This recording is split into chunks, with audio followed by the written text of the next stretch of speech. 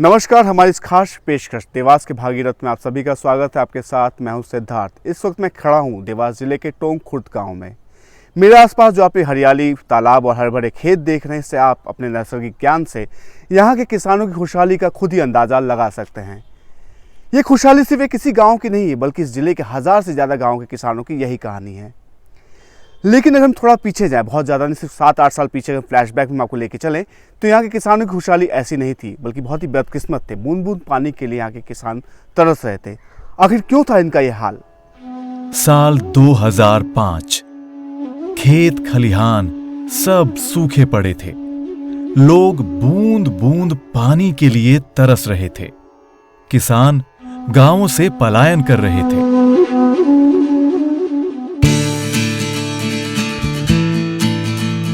लेकिन ये वक्त था टर्निंग पॉइंट, जिसने ये साबित किया कि अगर हौसला बुलंद हो, इरादे नेक हों, तो कामयाबी कदम चूमेगी। हमारी ये रिपोर्ट देवास के उन सैकड़ों हजारों किसानों के अदम्य साहस, संघर्ष और मजबूत इरादों को समर्पित है, जिन्होंने भागीरथ की तरह अपना पसीना बहाकर तालाबों में गंगा को ठहरने को मजबूर कर दिया। गंगा से हमारा मतलब उन निर्मल आसमानी बूंदों से है जो चंद रोज ही बरसती हैं, वरना गंगोत्री से निकलने वाली गंगा को तो हम कब से मैला कर रहे हैं। देवास जिला इंदौर से लगभग 40 किलोमीटर और मध्य प्रदेश की राजधानी भोपाल से 158 किलोमीटर दूर है।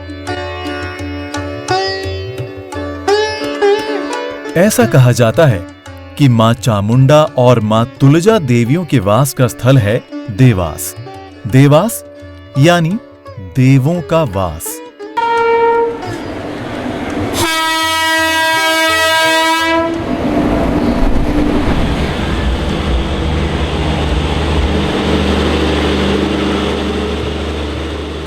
अगर हम इस शहर का इतिहास देखें तो 17वीं सदी में इस शहर को शिवाजी के सेनापति साबू सिंह पंवाज ने बसाया। महाकवि चंदर बरदाई ने अपनी किताब पृथ्वी राज रासों में इस शहर का जिक्र किया था। इतिहास में ऐसे प्रमाण हैं कि पहले इस शहर में पानी की अच्छी व्यवस्था के लिए बड़ी संख्या में तालाबों, कुओं और बावड़ियों का निर्माण किया गया, जैसा कि हम जयपुर, उदयपुर और जोधपुर जैसे शहरों में देखते हैं।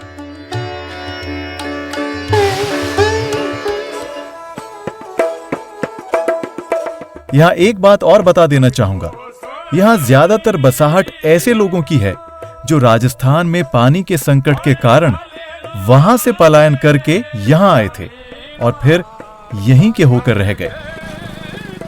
लेकिन बढ़ती आबादी, शहरीकरण, मकान, कारखानों ने इन लोगों को फिर एक बार सूखे की कगार पर लाकर खड़ा कर दिया।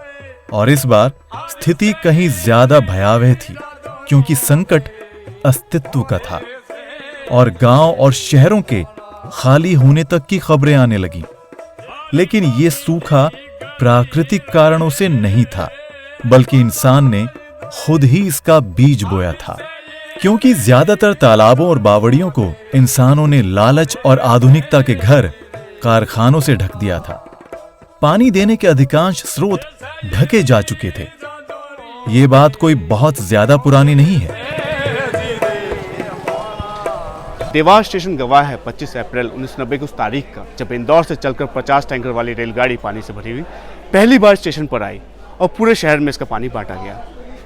लेकिन इसके बाद बदस्तूर ये सिलसिला जारी रहा। 1-2 दिन नहीं, अगले बहुत समय तक सिलसिला जारी रहा।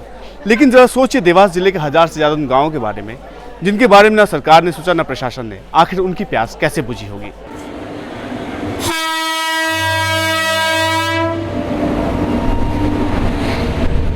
कितनी अजीब बात है, जिस शहर में पानी की कोई कमी नहीं, वहां अगले कुछ सालों तक रेल से पानी लाया जाता था और बांटा जाता था।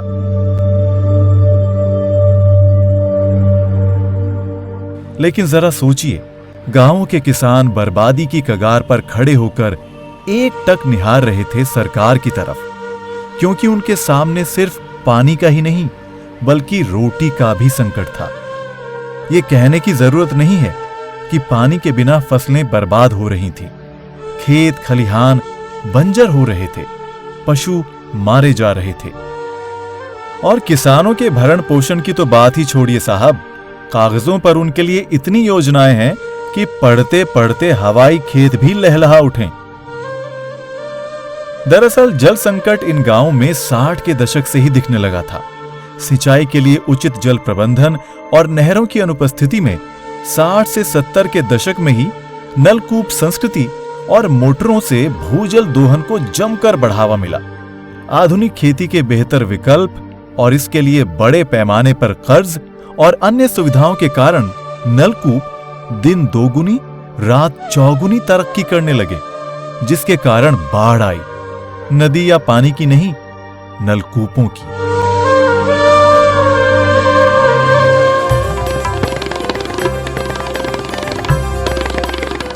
एक तरफ बड़े और रसूखदार किसानों के खेत लहलहा रहे थे, वहीं दूसरी तरफ साधन विहीन किसानों के कुओं से भी पानी नदारद हो रहा था। लेकिन खुशहाली की ये कृत्रिम तस्वीर ज्यादा दिन कायम नहीं रह पाई। 60 से 70 फुट गहराई पर मिलने वाला पानी 10 से 20 सालों में ही 700 फुट नीचे तक पहुंच गया। नतीजा, हर एक किसान को साल दर साल नए नए नलकूप खोदने को मजबूर होना पड़ता था। हर एक गांव में 500 से लेकर 1000 नलकूप थे, जो किसानों की कुल संख्या से भी कहीं अधिक था। और दूसरी तरफ नए नए नलकूपों की गहरी होती खुदाई से किसानों का कर्ज भी गहराता चला गया। अगर हम भूजल स्तर का आकलन करें तो ये भौगोलिक परिस्थितियों पर भी बहुत हद तक निर्भर करता है। इसका खारापन, लवण, खनिज, ये सब विभिन्न परतों में बटे हुए हैं। लेकिन एक निश्चित मात्रा से नीचे जाने पर ऐसे खनिज भी पानी के साथ आने लगते हैं जो स्वास्थ्य या किसानी की दृष्टि से अच्छे नहीं कहे जा सकते। संभव है कि निश्चित गहराई से नीचे का पानी आपके खेतों को बंजर कर दे, और इस सब का नतीजा बेहद नकारात्मक हुआ। हमने पहले एक होल लगाया, होल में जो पानी निकला तो उसमें क्या 5-4 घड़े भरे, जब तक तो मीठा पानी, उसके बाद में कुछ मौला पानी, उसके बाद में ऐसा पानी मिला कि जो मुंह में कड़वा लग रहा था। हमने उससे 2 साल तक खेती करी। उसके बाद में मोटर जब बिगड़ गई तो उसको निकाला, और पाइप लाइन को जब निकाली और नीचे डाली तो उसमें से जैसे कप-बसी के टुकड़े फूटे हुए निकलते हैं ना, ऐसे पाइप में से गिरे। तो पाइप भी ख़त्म कर देता वो पानी, और बहुत ख़राब पानी था, इसलिए उसको भी बंद किया।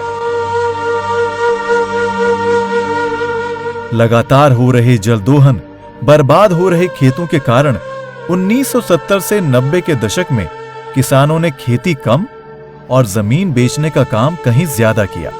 90 का दशक आते आते पीने के पानी के भी लाले पड़ने लगे। देवास के कलमा, टोंकला, धतुरिया, नेपानिया, गोरखा, पारलिया, इन जैसे असंख्य गांवों के किसानों के लिए खेती अब बीते कल की बात थी, और अगर होती भी थी तो बहुत ही कम, क्योंकि यहां पर औसत वार्षिक वर्षा लगभग 900 mm है, जो राष्ट्रीय औसत से भी कम है। और अब बारिश ही एकमात्र सहारा थी, किसानों का और सरकार का भी।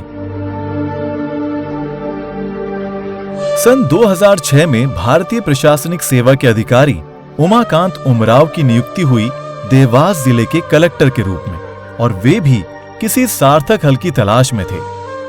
हालांकि उनके दिमाग में रालेगण सिद्धि का वाटर मॉड्यूल था, जहां किसानों ने सामूहिक प्रयास से तालाबों का निर्माण करके पानी की समस्या से निजात पाई थी। लेकिन यह फॉर्मूला शायद देवास की सामाजिक और आर्थिक परिस्थितियों के अनुकूल नहीं था। तो आखिर उपाय क्या था? तालाब और बावड़ियां भारतीय परंपरा और संस्कृति का अहम हिस्सा रहे हैं, लेकिन अफसोस खेती के आधुनिक तौर तरीकों के इस्तेमाल में हमने तालाबों को हाशिए पर डाल दिया है। इसमें एक खास बात ये सामने आती है कि घरों को अगर पानी की ज़रूरत है तो आप कुआं खोद लेते हैं। शहर को या गांव को पानी की ज़रूरत किसी ज़माने में हुआ करती थी तो वो अपने लिए एक तालाब या पनघट का निर्माण कर लिया करता था। लेकिन खेत को किस चीज़ की ज़रूरत है? खेत को बहुत सारी बातों की ज़रूरत है। पानी की तो है, साथ ही उर्वरा शक्ति उसकी नष्ट नहीं होना चाहिए। उर्वरा शक्ति का मतलब उसके जो बैक्टीरिया ज़रूरी हैं, जो खनिज तत्व उसको ज़रूरी हैं, वो उसके लिए ज़रूरी होना चाहिए। तो हमने जो शोध किया उसमें सबसे ज़्यादा ख़ास मुद्दा मुझे यही लगा कि जो बैक्टीरिया जिसकी ज़रूरत होती है, क्योंकि जो कुएँ होते हैं उसके अंदर आप 20 से 30 फीट या 40 फीट नीचे जाके पानी लेते हैं, माना जाता है कि वो पानी शुद्ध होता है, यानी उसमें बैक्टीरियाज नहीं होते। लेकिन जो धरातल पे पानी होता है वो जो एक पट्टी होती है उसके अंदर बैक्टीरियाज बहुतायत में होते हैं। खेतों में जो वेस्ट जाता है, जानवरों का वेस्ट जाता है या अन्य मौसमी कारणों से जो वेस्ट जाता है वो कहीं ना कहीं सड़ता है, खाद की शक्ल रहता है और छोटी छोटी नालियों के माध्यम से वो जो खेत का जो तालाब है वहाँ जाकर एकत्रित हो जाता है। तो कहना चाहिए कि वो जो छोटा सा तालाब बना है वो वास्तव में बैक्टीरिया से भरपूर है। खेत को, फसल को जिन तत्वों की ज़रूरत है, जिस बैक्टीरिया की ज़रूरत है, उसकी उर्वरा शक्ति बढ़ाने की जो ज़रूरत है, वो नैसर्गिक रूप से, जैविक रूप से पूरी हो जाती है। तो कहना चाहिए एक पंथ दो काज, आपका खेत भी बन गया, तालाब भी उसमें आ गया, उर्वरा शक्ति बढ़ गई, जल स्तर बढ़ गया, सबसे बड़ी, और बिजली की जो कमी रहती है गाँवों में उससे भी आपने निजात पा ली। उसके चलते जो एक कुठाराघात होता है, बिजली की कमी के चलते बहुत बड़ी समस्या सामने आती है, उससे भी कहीं ना कहीं आप बच गए।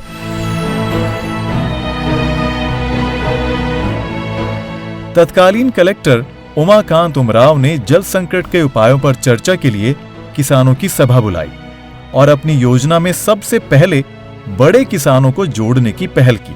उन्होंने इस संकट से निपटने के लिए आमतौर पर जल बचाओ जैसे पारंपरिक जुमले की तरह पानी में निवेश का मॉडल किसानों को बताया, लेकिन पानी में निवेश यानी पानी का बिजनेस मॉडल। ये समस्या पूरे ज़िले की थी और बल्कि ज़िले की नहीं, इस पूरे क्षेत्र की ही समस्या थी। तो मुझे एक ऐसे मॉडल की तलाश थी जो स्वयं से एडॉप्ट किया जा सके, सेल्फ रेप्लिकेबल होना चाहिए। मुझे ये समझ में आया कि जो पूरे देश में मॉडल्स अपनाए जा रहे हैं ज़्यादातर वो व्यक्तित्व आधारित हैं, किसी व्यक्तित्व के आधार पे उनकी स्वीकार्यता है। मैं एक ऐसे मॉडल की तलाश पे था जो मेनली लाभ के आधार पे हो। तो यहाँ जो मॉडल हम लोगों ने अपनाया है वो दरअसल जल संरक्षण का एक बिजनेस मॉडल है जो सेल्फ रेप्लिकेबल है, प्रॉफिटेबल है और इन्वायरमेंटली और इकोलॉजिकली सस्टेनेबल मॉडल है। वो एक ऐसा मॉडल है जिसमें इन्वेस्टमेंट करना एक लाभ का इन्वेस्टमेंट है और वो इकोनॉमिकली वायबल मॉडल है। और शायद यही कारण है कि इसकी जो स्वीकार्यता है और फैलाव है वो बिना किसी सीमा के अपने आप तेज़ी से फैलता रहा है और अभी भी उसी गति से फैल रहा है। किसानों को समझाना इतना आसान नहीं था क्योंकि ये काफी महंगा सौदा था, किसानों के लिए भी और उमाकांत उमराव के लिए भी। कहीं भी थोड़ी सी भी भूल चूक किसानों की बदतर स्थिति को आत्महत्या की तरफ धकेल सकती थी। लेकिन पहल तो कहीं ना कहीं से करनी ही थी।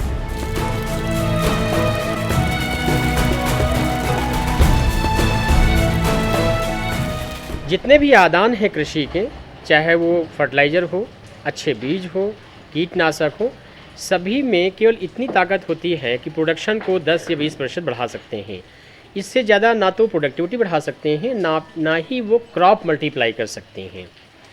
केवल पानी में ही है कि वो एक क्रॉप से नंबर ऑफ क्रॉप बढ़ा देगा, 2 या 3, 4 क्रॉप तक आप जा सकते हैं और प्रोडक्शन और प्रोडक्टिविटी भी दुगुनी 3 गुनी तक भी बढ़ सकती हैं। तो हमें किसानों को केवल ये समझाना था कि जो आप इन्वेस्ट कर रहे हैं पानी में सिंचाई तालाब बनाने के रूप में, उससे आपकी प्रॉफिटेबिलिटी कितनी बढ़ने वाली है और वो किस हद तक बढ़ेगी कि जो पैसा आप तालाब बनाने में लगाएंगे वो आपका कितने वर्षों में पैसा वापस हो जाएगा। ये एक बिज़नेस मॉडल था, जैसे मैंने पहले कहा, ये बिज़नेस मॉडल था और इस बिज़नेस मॉडल को लेकर ही किसानों को हमको समझाना था। अच्छी बात ये थी कि इसकी जो गणना है वो इतनी साधारण है कि हर किसान को समझ में आती है। एक आम किसान को शायद एक पढ़े लिखे किसान से ज़्यादा समझ में आती है। जैसे ही हम लोग गए किसानों के बीच में और हमने उनको ये समझाया कि जो आज की स्थिति में उनके पास में लैंड होल्डिंग है उससे वो कितना उत्पादन ले रहे हैं और कितना पैदा कर रहे हैं और कितना प्रॉफिट कमा रहे हैं, यदि अपने ही खेत के कुछ भाग में यदि वो तालाब बना लेते हैं और उसमें जो पानी इकट्ठा होगा वर्षा जल, उससे जब वो अपने सिंचाई करने में सफल होंगे तो उनका कितना उत्पादन बढ़ जाएगा और कितना प्रॉफिट बढ़ जाएगा, ये गणना किसानों को जैसे ही समझ में आया फिर लोग कन्विंस होते चले गए। ज्यादातर किसानों ने 5 से 10 लाख का इन्वेस्टमेंट और अपने ही खेत के एक हिस्से पर तालाब निर्माण की योजना को एक सिरे से खारिज कर दिया। देवास के कृषि विभाग के सहायता संचालक मोहम्मद अब्बास के सहयोग से बड़े किसानों की एक सूची तैयार की गई जो कि इस तरह के निवेश का जोखिम उठा सके, जिसके परिणाम अभी भविष्य के गर्भ में ही छुपे हुए थे। कारण सीधे से थे।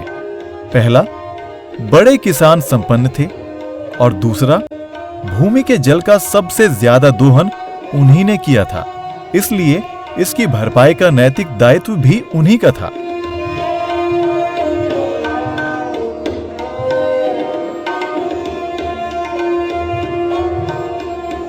निपानिया गांव के पोप सिंह एक बड़े किसान हैं। जमीन काफी है, लेकिन उस पर 10% से ज्यादा जमीन पर खेती नहीं कर सकते थे। उन्होंने सशंकित मन से ही सही इस योजना को अपनाने का मन बनाया, लेकिन सबसे बड़ी समस्या अभी भी पैसों की ही थी। लेकिन पोप सिंह की सहमति उमाकांत उमराव की तालाब निर्माण योजना में मील का पत्थर साबित होने वाली थी। इसीलिए बैंकों को भी अपनी पॉलिसी में लचीला रुख अपनाने को कहा गया। आखिरकार 14 से 15% की ब्याज दर पर किसानों ने पैसा लेकर काम शुरू कर दिया। परिणाम बेहद चौंकाने वाले रहे।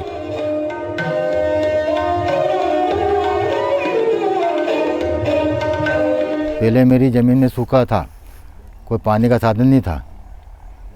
उसके बाद में फिर कलेक्टर साहब आए यहाँ एक बार, उनसे मैंने किया साहब हमें तालाब खुदवाना है, तो उनने कहा खुदवा लो।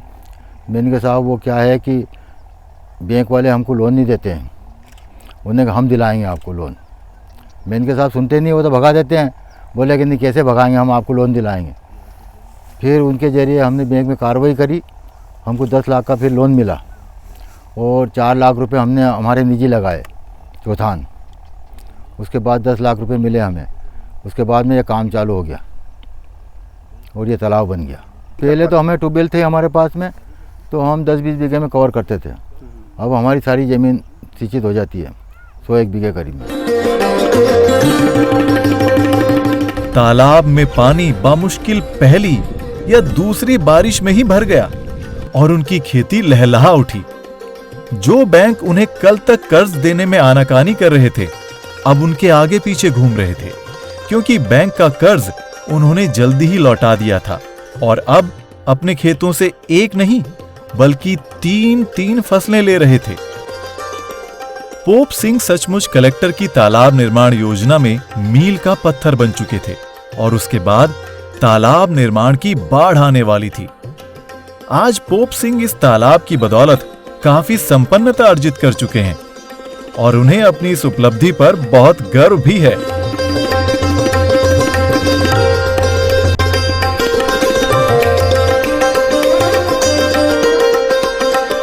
टोंककला गांव के ही हैं किसान प्रेम सिंह। बरसों पहले कृषि विभाग से रिटायर हुए हैं। उन्होंने भी गांव-गांव जाकर ट्रेनर के रूप में तालाबों के बिजनेस मॉडल को अन्य किसानों तक पहुंचाया। जैसे किसानों ने तालाब बनाए अपने निजी खेत के अंदर अपने सोर्स से, सरकार जाएगी, सरकार ने बाद में फिर खेत तालाब योजना आई। खेत तालाब योजना के बाद फिर छोटे तालाब बने थे, ये छोटे तालाब मतलब अपने ये खेत तालाब योजना के। इसके बाद देखा, जब इसकी सफलता देखी तो सरकार ने इसका रूप बढ़ा दिया। रूप बढ़ाने के बाद इसके अंदर ये बड़े तालाब बनने लगे, 1 बीघे के, 2 बीघे के, 6 बीघे के। तो हम जैसे मेरे जैसे किसान जो कि ये देखा कि ये छोटे तालाब, तो हमने एक नारा दिया था यहाँ अपनी ज़मीन के अंदर 1/10 के हिस्से के अंदर तालाब बनाओ, 1/10 मैंने 10 बीघा ज़मीन है तो 1 बीघे का तालाब बनाओ। और उसकी तरह से ये नारा हमने पूरे ज़िले के अंदर दिया और उसको किसानों ने माना। और ये 1 बीघा ज़मीन जो तालाब बना रहे थे, ये तालाब ज़मीन की बर्बादी नहीं, एक बिना जो 9 बीघा ज़मीन बची थी, ये 9 बीघे से और डबल ज़मीन हो गई उस किसान की, क्योंकि ये 2 फसल होने लगी तालाब से। देवास जिले में तालाब निर्माण की इस योजना को भागीरथ कृषक योजना नाम दिया गया। किसानों को जल बचाओ लाभ कमाओ का संदेश दिया गया है। उमाकांत उमराव जैसे दृढ़ निश्चयी कलेक्टर, मोहम्मद अब्बास और अन्य कृषि ट्रेनरों की अगुवाई में टीम गांव-गांव जाती और किसानों को अपनी जमीन के 10वें हिस्से पर तालाब बनाने की अहमियत समझाती।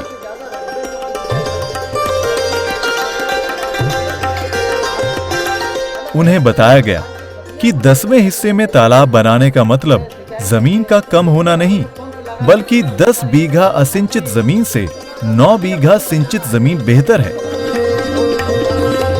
इस वक्त मैं देवास जिले के धतूरिया गांव में, ऐसा गांव है जिसे 2008 में जल संवर्धन के लिए राष्ट्रपति पुरस्कार से भी नवाजा गया है। ये एक ऐसा गांव है जहां 150 परिवारों के पास, हर एक के पास अपना एक पर्सनल तालाब है। यहाँ पे 155 से ज़्यादा तालाब है, लेकिन जल को बचाने की मुहिम इनकी यहीं पे खत्म नहीं हुई।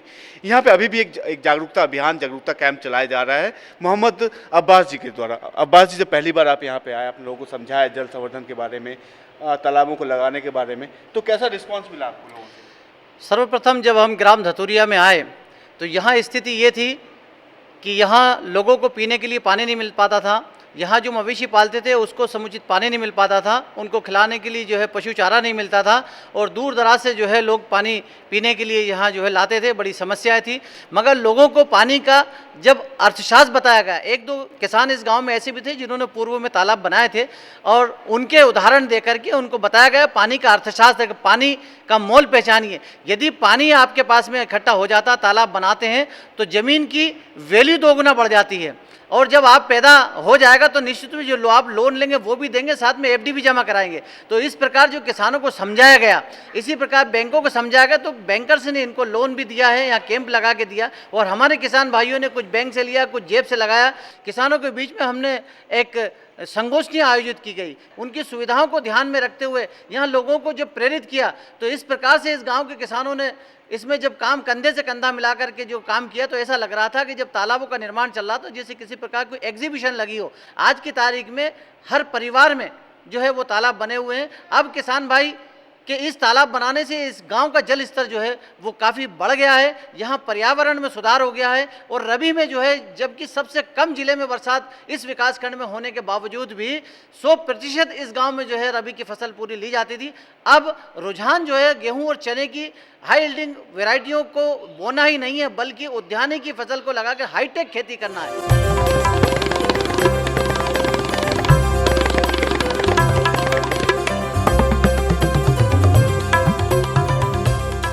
धीरे धीरे पानी का अर्थशास्त्र किसानों की समझ में आ रहा था, क्योंकि वो इस योजना को अपनाने वाले किसानों की सफलता की कहानियों को भी देख सुन रहे थे। कुछ ही महीनों में वर्ष 2006 से 2007 में सैकड़ों तालाब बना लिए गए। इन तालाबों को रेबा सागर नाम दिया गया। जब पानी के अभाव में देवास जिले के आसपास के किसान त्राही त्राही कर रहे थे, खेती किसानी सब चौपट हो रही थी, ऐसे में प्रशासन की अगुवाई और किसानों की एकजुटता के सामने एक नया अभियान सामने आया। भागीरथ कृषक अभियान इसको नाम दिया गया, जिसके अंदर किसानों ने रेवा सागर के नाम से अपने तालाब बनाए। हर एक किसान ने अपने अपना तालाब बनाने की ठानी। जिनके पास पैसा था उन्होंने तो इसमें पैसा लगाया ही, जिनके पास नहीं था उन्होंने भी लोन पर पैसा लिया और बड़े बड़े तालाबों का निर्माण करवाया। इसी अभियान का नतीजा है कि आज यहाँ पे 1 2 नहीं 2 4 100 नहीं, बल्कि पूरे 8-9 हज़ार से ज़्यादा तालाब है, जिसने पूरे देवास जिले का कायाकल्प भी कर दिया है।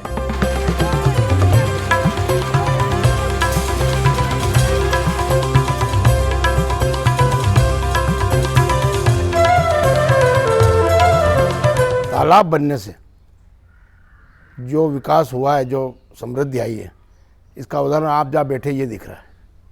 ये मकान, ये गाड़ियाँ, ये मंदिर, ये सारे जो है देन तालाब की है। हमने जो देखा है तालाब बनाने के बाद में, जैसे 10 बीघे पे 1 बीघे का तालाब बनाया, 20 बीघे पे 2 बीघे का बनाया। पहले एक खेती होती थी, एक फसल होती थी, उससे उत्पादन उतना मिलता था, लाभ कम मिलता था। अब खरीफ की फसल होने के बाद में एक पलेवा करके रबी की फसल मिलती है, तो मतलब 3 गुना लाभ मिलने लग गया उससे हमें। मतलब मेरा ये क्षेत्र ऐसा था कि पूरा बारिश की फसल ले पाता था, बाकी ऐसे ही पड़ी रहती थी। और अब ऐसा हो गया कि सारी खेती वो पूरी सिंचाई होती है और उससे मकान है, गाड़ी घोड़े हैं, बच्चे सब आजकल कोई इंदौर में, कोई उज्जैन में, इंदौर में मतलब देवास में पढ़ रहे हैं, शिक्षा का स्तर भी बढ़ रहा है उससे। रेवा देवास के पास ही बहने वाली नदी नर्मदा का ही एक और नाम है और इन किसानों को कहा गया भागीरथ कृषक। गौरतलब है कि तालाबों को खोदने के लिए तत्कालीन कलेक्टर उमाकांत उमराव ने भी बहुत से खेतों में फावड़ा चलाया, जिससे किसानों को प्रेरित किया जा सके।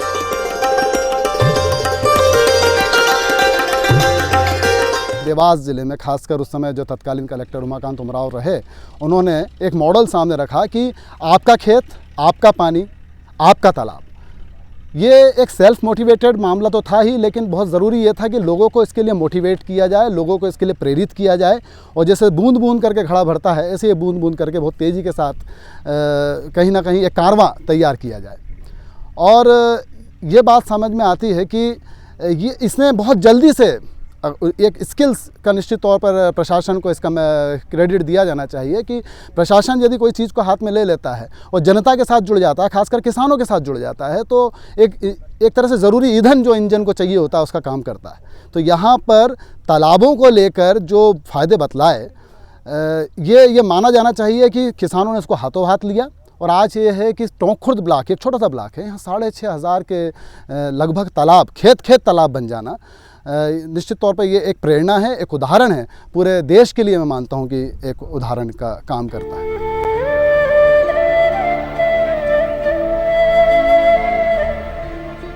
कलमा गांव के हुकुम सिंह राजपूत बहुत पुराने समय से खेती कर रहे हैं। उन्होंने खेतों को हरा भरा, फिर बंजर और फिर हरा भरा होते हुए बहुत करीब से देखा है। एक समय ऐसा भी आया जब उन्होंने खेती छोड़ने का मन बना लिया था। मालव देश गहन गंभीर डगडग रोटी पग पग नीर, लेकिन नीर निकालने का साधन कहाँ था?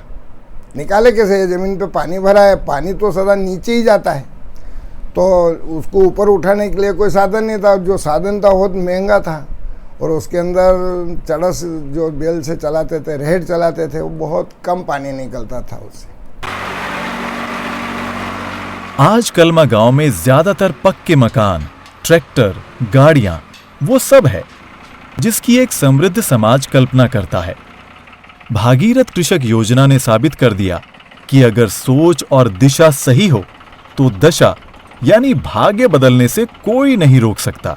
1.5 हेक्टेयर जमीन जो है उसमें पहले सिर्फ 4-5-6 कुंटल अनाज से ज़्यादा होता नहीं था, और आज उसमें वो जो पहले होता था वो तो होता ही है। इसके अलावा जब पानी फेरते हैं तो कम से कम 120 कुंटल के करीब गेहूँ बढ़ गए, और उस तालाब की ही देने। और वो 8 बीघे में एक तालाब जो करीब 1 बीघे में बनता है या 1 बीघे के करीब बनता है, वो उसको डेवलप कर देता है, उतना पानी उसके अंदर पूर्ति हो जाती है। तो अपने को 1 बीघा ज़मीन मान लीजिए, इसके बाद में भी उसमें दूसरी फसल बाद में भी थोड़ी अंदर भी हो सकती है, उसकी पाल के ऊपर अरहर भी हो सकती है। यानी तालाब की ज़मीन बेकार बिल्कुल नहीं जाती है।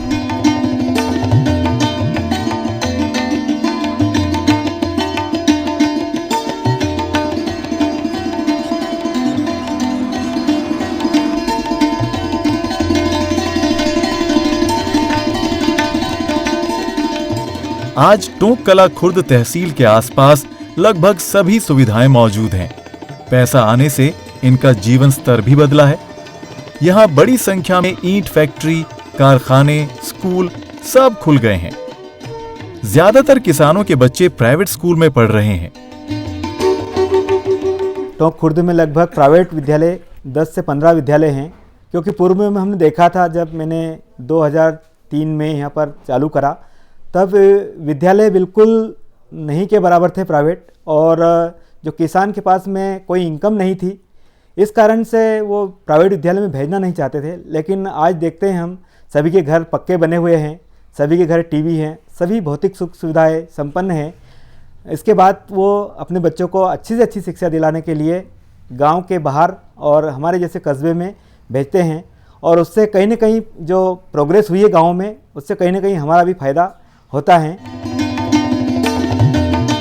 बड़े किसानों के तालाब निर्माण का असर छोटे किसानों पर भी पड़ा। जो साधन संपन्न थे उन्होंने तालाब का निर्माण किया, तो इससे छोटे किसानों की समस्या खुद ब खुद खत्म हो गई।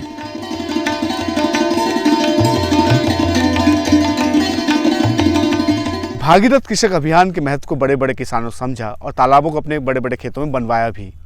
और जो किसान कल तक पाई पाई को मोहताज था, लाखों में नहीं बल्कि करोड़ों रुपए में खेल रहा था। दोस्तों, यकीन मानिए अपनी इस कहानी के दौरान मुझे गांव को गांव स्टेब्लिश करने में काफ़ी दिक्कतें आ रही हैं। जहां यहाँ मैं छोटी छोटी गाड़ियां या बैलगाड़ियों को देखने का मन बना करके आया था, यहाँ पे बड़ी बड़ी गाड़ियों के काफिले खड़े हैं। कच्चे पक्के मकानों के बजाय बड़े बड़े भवन यहाँ पे खड़े हुए हैं। यहाँ के किसानों की खुशहाली देखते ही बनती है। यहाँ के किसान किसी भी हालत में हरियाणा और पंजाब के किसानों से कम खुशहाल नहीं हैं। अगर 24 घंटे भरपूर बिजली रहे तो शायद यहाँ पे 24 घंटे एसी भी घनघनाते रहें। बहरहाल ये तो है किसानों की संपन्नता की कहानी। हम बात करें तो उन छोटे किसानों की जिनके पास तालाब बनाने के लिए पैसे नहीं थे, उनका क्या हुआ?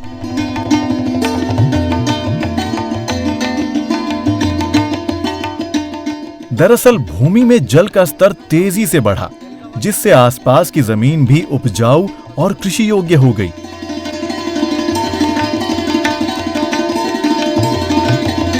जब तालाबों में पानी भरने की वजह से उसकी रिचार्ज हो गया पानी, और इनके ट्यूबवेल और हैंडपम्प और ये कुओं में जो है आज पानी देख रहे हैं, ये पानी की आवक शुरू हो गई, जिससे कि छोटे छोटे किसान अपनी छोटी छोटी ज़मीनों में अपने तालाब और ट्यूबवेल से उसकी सिंचाई करने लगे। ये सबसे बड़ा फ़ायदा है, क्योंकि हम देख रहे थे कि ज़िले के अंदर सबसे ज़्यादा जो किसानों की संख्या है वो छोटे किसानों की है। छोटे किसानों ने छोटे छोटे कुओं का निर्माण करा लिया और अब वो आसानी से अपने खेत सींच सकते थे। अब वो भी खरीफ, रबी और जायद की फसल आसानी से उगा सकते हैं। आज इस कुएं में देखिए और बताइए कि इसमें कितना लबालब पानी भरा हुआ है।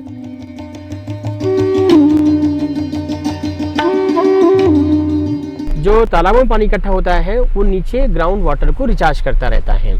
ये तालाब है इस तरह डिजाइन किए गए हैं कि इनमें सामान्य तौर पे फरवरी के बाद में पानी नहीं रहता है, और वो इसलिए नहीं रखा जाने का प्रावधान किया गया है क्योंकि जो लॉस होता है तालाबों से पानी का, वो सबसे ज़्यादा इवपोरेशन लॉसेस होते हैं, वाष्पीकरण का लॉस होता है।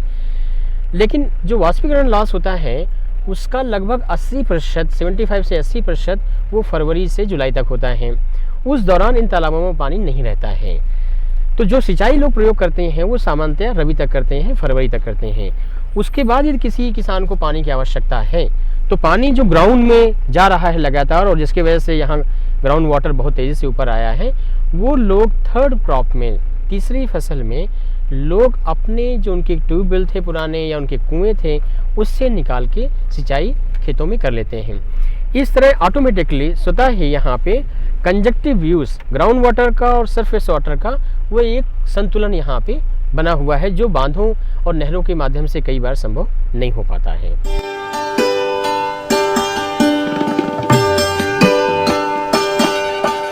दरअसल ये है पानी का स्तर जमीन से।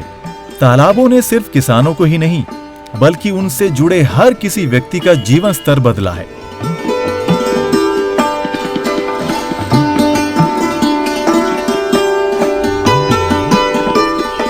रास्ते में हमने बहुत सारे दुधारू पशु देखे जो तकरीबन हर गांव से थे।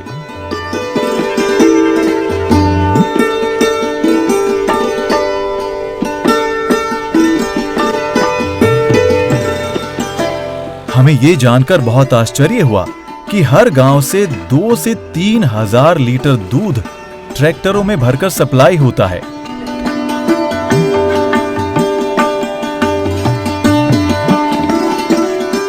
पशुपालन में पानी चारे और रखरखाव में अहम भूमिका निभाता है।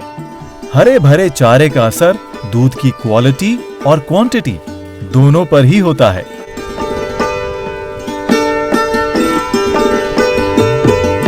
जब से जमीन का वाटर लेवल ऊपर हुआ है तब से यहाँ के किसानों ने चरी है, लचका है, बरसी है, ऐसे कुछ करके मतलब कि अपना बिजनेस जोड़ने का तरीका किया। यहाँ पे जब से गायें जर्सी गायें हैं, भैंस है, मुर्रा भैंस है, जैसे ऐसे कुछ परिवर्तन हुआ। और उसके बाद में दूध क्या है कि एक आदमी जब 2 लीटर ना पाता था वो करीबन 10 लीटर दूध ना पा रहा है। तब और उसको अच्छा कि यहाँ पे भाव मिलता है, फेट मिलता है, वो डिग्री के हिसाब से दूध। पहले साइकिल से दूध जाता था यहाँ पे, फिर उसके बाद में कुछ गाड़ियों से जाने लगा, अब टैंकर से जाता है। हमारे यहाँ पे करीबन 7 से 8 वर्ष पूर्व मतलब कि ये सेंटर डले हुए हैं ताकि यहाँ से किसान को भी कोई दिक्कत नहीं है और जो सस्ता चल रही है, सस्ता वालों को भी कोई प्रॉब्लम नहीं आती है। तब से जब टैंकर जाने लगा मान लिया सस्ता में, तो दूध का मतलब कि वर्चस्व यहाँ से ज़्यादा निकला और किसानों को ज़्यादा लाभ हुआ।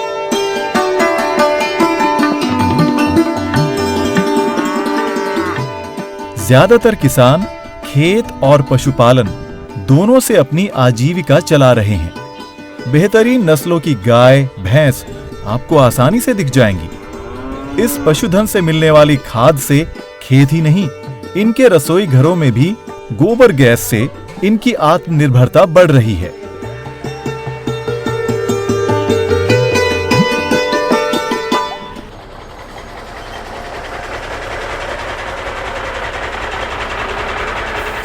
यहां एक बात गौर करने वाली है कि तालाबों को शुरुआत में 6 से 7 फुट की गहराई में खोदा जाता है और साल दर साल तालाब को खाली करके उसकी दलदली परत वाली मिट्टी को खेतों में बिछा दिया जाता है, जो खेतों की उर्वरकता बढ़ाने में काफी अहम साबित होती है। वहीं दूसरी तरफ तालाबों की गहराई भी साल दर साल बढ़ती चली जाती है। आज यहाँ पर कई तालाब 40 फुट से भी ज्यादा गहरे हैं।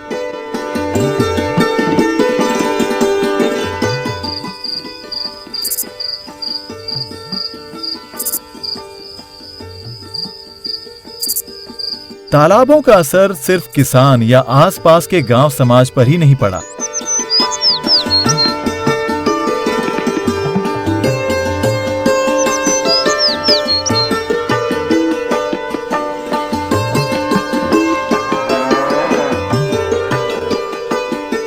वर्षों से यहां एक डीनोटिफाइड ट्राइब यानी घुमक्कड़ समाज चोरी और ऐसे ही दूसरे छोटे मोटे गैर कानूनी कामों में संलिप्त था, क्योंकि इनके पास और कोई चारा नहीं था। ऐसे कामों की वजह से उन्हें समाज में हेय दृष्टि से देखा जाता था।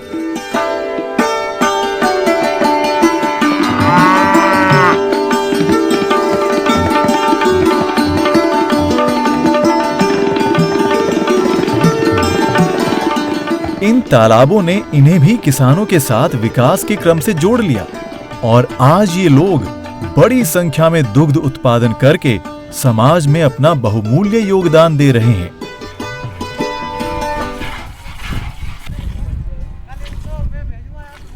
हमारे गांव में धतूरिया, टोकला, चिड़ावत में जो तालाब बनाए किसानों ने, उससे क्षेत्र में काफ़ी फ़ायदा हुआ है।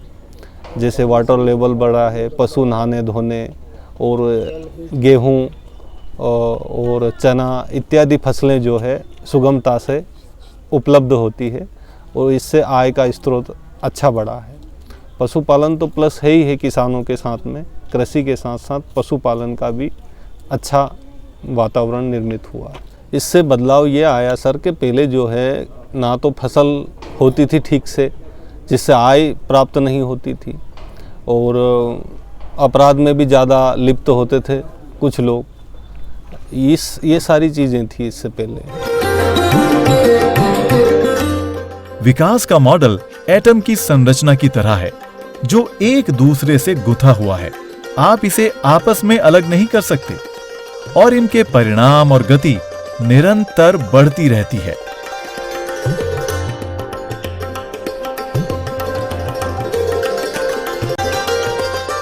गोरवा गांव की इस महिला सरपंच को भूजल संरक्षण के लिए राष्ट्रपति पुरस्कार से नवाजा गया है, जो अपने आप में एक गौरवपूर्ण उपलब्धि है।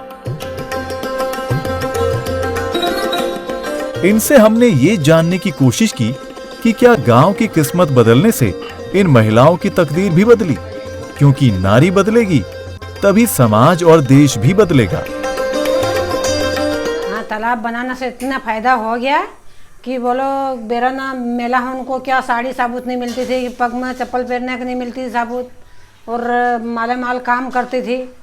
और अब मेला सब अच्छे अच्छे खाना पीने खाती है और अच्छी साड़ी पहनती है और बच्चे के स्कूल में सब दूर अच्छे कॉलेज में मिलती है और बच्चे बच्चे को अच्छा खिलाते पिलाते, उस बच्चे बच्चे को भी अच्छा पैराना वराना करती है।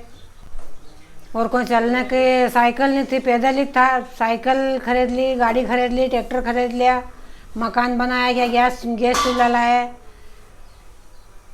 बहुत वाहन खरीदे हैं। मतलब तालाब बनाने से बहुत फ़ायदा हो गया। हमारा राष्ट्रपति ने पुरस्कार दिया तालाब का बारे में, फिर वहाँ पुरस्कार दिया, वहाँ तो हमको बहुत अच्छा लगा, बहुत आनंद भी आया, बहुत पुरस्कार दिया था, अच्छा भी लगा। तालाब का बारे में 200 तालाब बन गया है हमारे यहाँ।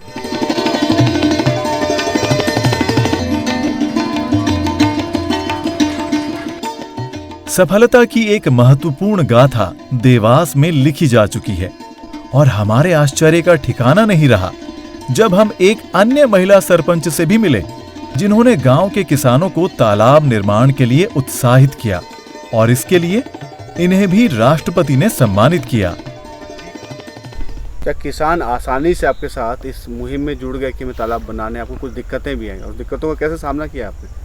उनको तो हमें घर घर जाकर प्रेरित किया, समझाया थोड़ा कि इससे फ़ायदा होगा, आपकी ज़मीन सूखी नहीं रहेगी, आपकी 2 फसलें होगी, इससे किसानों को भी फ़ायदा होगा और जानवरों को भी फ़ायदा होगा और आपकी जो गरीबी है वो थोड़ी दूर हो जाएगी। घर घर जाकर थोड़ा प्रेरित किया उनको।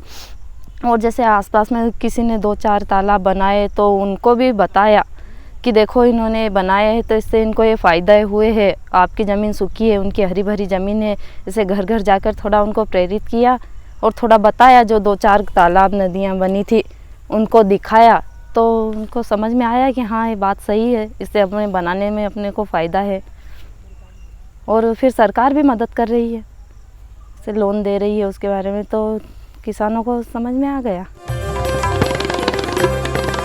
अगर आप मेरे आसपास के ये खेत देखें तो बिजली के खंभे और तारें आपको दूर दूर तक नजर नहीं आएंगे, जबकि आमतौर पर खेतों के आसपास ये दृश्य आम है।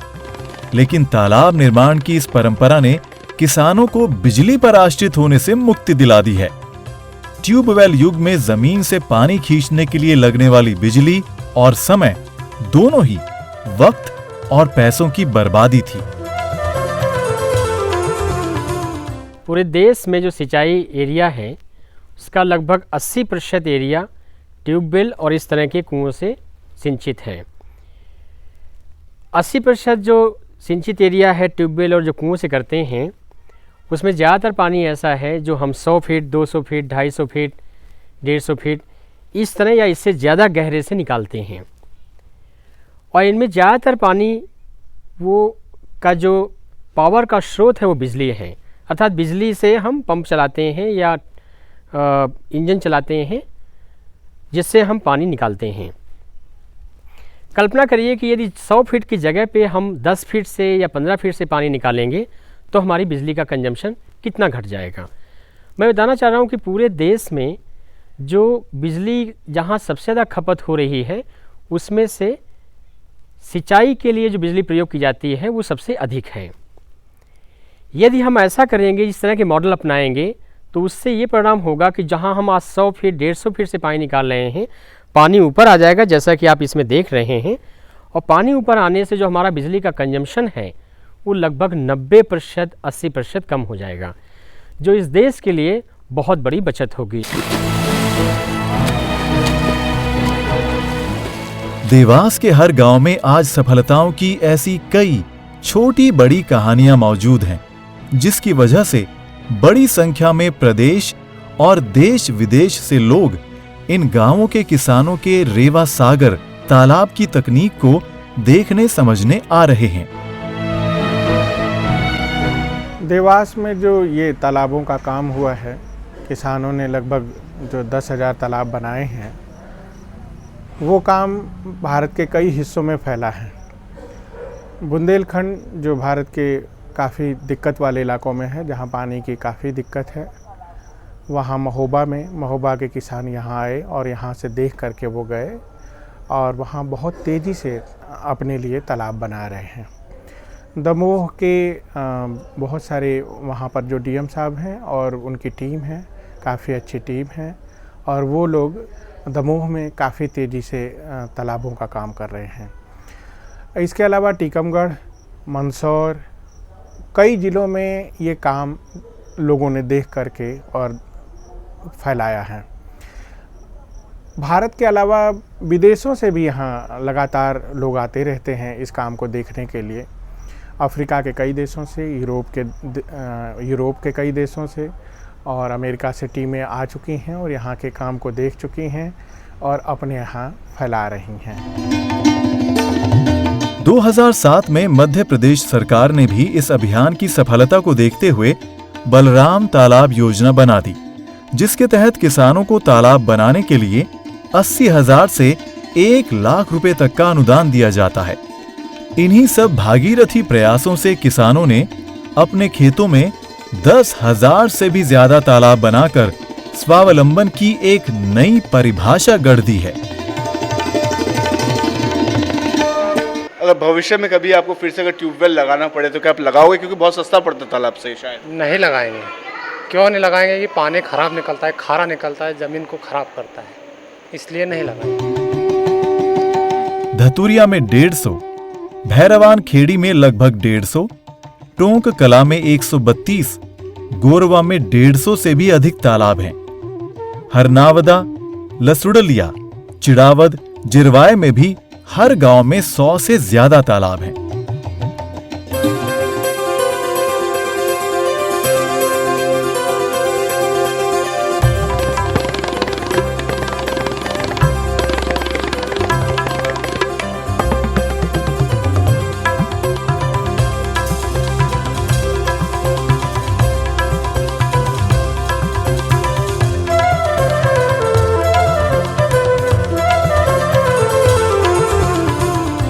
हमारे गांव में अब एक भी मकान कच्चा नहीं। पहले 1.5 कुंटल या कुंटल का होता था, अब 4-5 कुंटल, 10 कुंटल से 7 कुंटल तक होता है। प्रत्येक किसान के घर में सोयाबीन भरे और सेल्फ है, सब कोई कमी नहीं है फसल की। खेती भी बढ़ी, खेत भी सही हुआ और स्थिति में बहुत सुधार हुआ। मतलब तालाबों के बनाने से आज ये उत्पादन इतना बढ़ गया है यहाँ पे गाँव में कि यहाँ गाड़ी की जरूरत नहीं, अब तो यहाँ ट्रैक्टरों से माल को खलिहान से लाना पड़ता है। इससे पैदावार करीब 5 गुना बढ़ी है। पहले ज़मीन सूखी रहती थी, बंजर रहती थी, सिर्फ सोयाबीन की फसल ही पैदा होती थी। और जैसे अब बलराम तालाब बनाए हैं, रेवा सागर तालाब बनाए, इससे लोगों को काफ़ी फ़ायदा हुआ, उनमें 2-2 फसलें पैदा होने लगी। जिसके घर में साइकिल नहीं थी, आज उसके घर में मोटरसाइकिल है, मारुति है। मतलब घर घर की हालत, जिसने तालाब बना लिए उसकी हालत बिल्कुल ठीक हो गई पहले के बजाय। देवास जिले में भी बड़ी संख्या के तालाबों का सीधा असर यहाँ के वातावरण और पर्यावरण पर भी पड़ा। आज यहाँ बड़ी संख्या में काले हिरन, चीतल और बारहसिंगा देखे जा सकते हैं। इसके अलावा 7 से अधिक तरह के मेढक और हमने बड़ी संख्या में तितलियां भी रंग बिरंगी यहाँ पे देखी। इसका सीधा सारा श्रेय जाता है यहाँ के किसानों की मेहनत को, जिनके बदौलत आज यहाँ के वातावरण में इतना बड़ा बदलाव आया। पानी प्रकृति के जीवन चक्र का अहम हिस्सा है और पानी में ही जीवन पनपता है।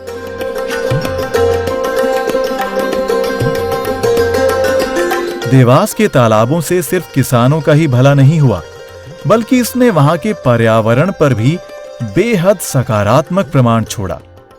भूजल स्तर बढ़ने से आई हरियाली के कारण यहां पर आपको काले चीतल, हिरन, तितलियां, प्रवासी पक्षी भी बड़ी आसानी से विचरण करते नजर आ जाएंगे। कुलाचे भरते ये हिरन और चीतल एक बारगी आपको किसी सघन वन में होने का एहसास दिला देंगे। हाल ही में एक शोध के अनुसार यहाँ पर 7 से ज्यादा प्रजातियों के मेंढक पाए गए हैं। दरअसल बहुत से किसानों ने भी वन्य जीवों के पनपने के लिए तालाबों के बीचों बीच छोटे छोटे टीलों का निर्माण कराया है, जिससे कि वहां पर वन्य जीवन पनप सके। ऐसी सैकड़ों जातियां जो वर्षों पहले विलुप्त हो चुकी थीं या फिर प्रवास करने नहीं आ रही थीं, अब झुंड के झुंड में आ रही हैं। मैं 40 वर्ष का हो गया हूँ, लेकिन मैंने अपनी लाइफ में यहाँ पे मोर नहीं देखे थे, हिरन नहीं देखे थे। आज वो सब कुछ देख रहा हूँ जो पहले नहीं देखे थे। यहाँ इतना काफ़ी बदलाव आ गया, नई नई प्रजाति के पक्षी यहाँ पे देखने को मिल रहे हैं और यहाँ पे तालाब बनाने से कई फायदे हुए हैं। इसके अलावा यहाँ सांप और नेवलों की लड़ाई दिख जाना आम सी बात है।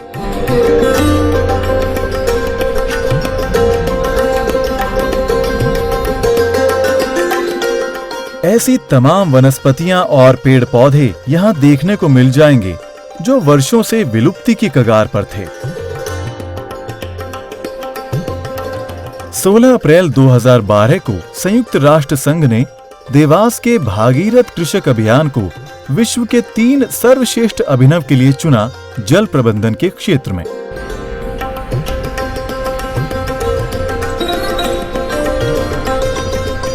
आज तालाब निर्माण की ये तकनीक और संस्कृति देवास से बाहर भी दूर दूर तक किसानों में लोकप्रिय हो रही है। भारत में जितने भी पानी के काम पिछले 50 साल में हुए हैं, 2-3 बहुत सुंदर काम हुए हैं। उन 2-3 कामों में से देवास के काम हम गिन सकते हैं, क्योंकि देवास के काम की वजह से, देवास में किसानों के तालाब की वजह से और उनको देख करके लगभग मेरा अंदाज़ा है कि करीब 20-25 हज़ार तालाब भारत के अन्य हिस्सों में भी बने होंगे। तो देवास का काम की खूबसूरती और उसकी खुशबू लगातार भारत ही नहीं विदेशों में भी फैल रही है।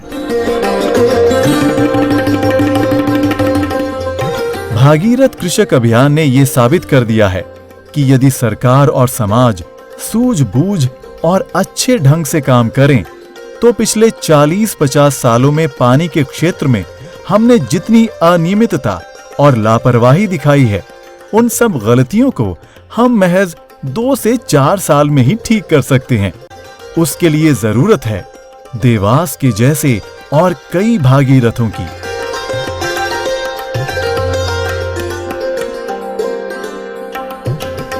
देवास के किसानों ने बड़ी संख्या में तालाबों का निर्माण करके सफलता की एक नई कहानी लिखी है। इन्हें अगर हम आज आधुनिक युग का भागीरथ कहें तो कोई अतिशयोक्ति नहीं होगी। ये एक मिसाल है उन हजारों लाखों गांवों के लिए जो आज भी पानी की कमी से बूंद बूंद के लिए तरस रहे हैं। आज हमारी जो कृषि की निर्भरता है वो बारिश के पानी पर डिपेंड करती है। सरकार अगर नहरें बनाती है तो भी हमारे अधिकांश जिलों में खेती आज भी सूख जाती है अगर वहाँ पर नहरें ना पहुँच पाए। उनसे सबक लेते हुए आज भी किसानों को चाहिए कि बड़ी संख्या में तालाबों का निर्माण करें, और जो शहरी इलाके हैं उन्हें भी वाटर हार्वेस्टिंग के तौर तरीकों को भी जानना ज़रूरी है, क्योंकि जल है तो कल है। आज बस इतना ही। नमस्कार। इनारे ताल ने करियो रे कमाल, इनारे ताल ने करियो रे कमाल, किरसन हुई गया माला माल, किरसन हुई गया माला माल। लागा नाम बढ़ावन को, बड़ा बड़ा तालियां ने बड़ी बड़ी पाल है, बड़ा बड़ा तालियां ने बड़ी बड़ी पाल है। पाल पाली अरहर लागी, किरसान की या किस्मत जागी। घर की वही दाल पावना जिमावन को, घर की वही दाल पावना जिमावन को।